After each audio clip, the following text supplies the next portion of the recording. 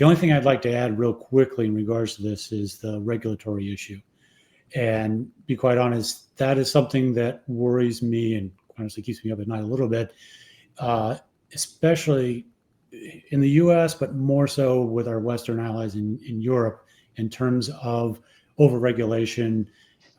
basically disincentivizing, development. Because if we're going to have, so many fingers in the pie, so to speak, you're basically going to hamper our ability to meet the threat coming out of countries that are, let's just say, more focused on what they want AI to do and maybe not so much what we would like AI to do. So I was just listening this morning to an interview with the actual author and architect of the EU AI Act, who left the commission because after seeing where the implementation was going, realized that really wasn't, and I don't mean to put words into his mouth, but basically it seemed like that he realized there was going to be more of a hindrance than an enabler in terms of Europe developing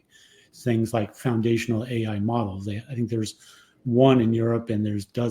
close to a dozen in the US, and a few more in China, for example. And there's a reason for that. And part of that is the regulatory environment. Spain, which has no foundational models, now has a regulatory act for AI. So, how can you regulate something that you don't even really have an industry to gain a good grasp of the issues that are going to influence it? So I want to make sure, one of the things we need to make sure we're looking at is and kind of goes along with the political environment, let's just say in the US right now, and the way that the winds are blowing in terms of looking at less regulation potentially, but hopefully smarter regulation. And so I think that's the idea, and I think that's something that we need to make sure is emphasized specifically in this area, because we can't really afford to get that wrong because of all the other threats that we're talking about coming in from an external standpoint.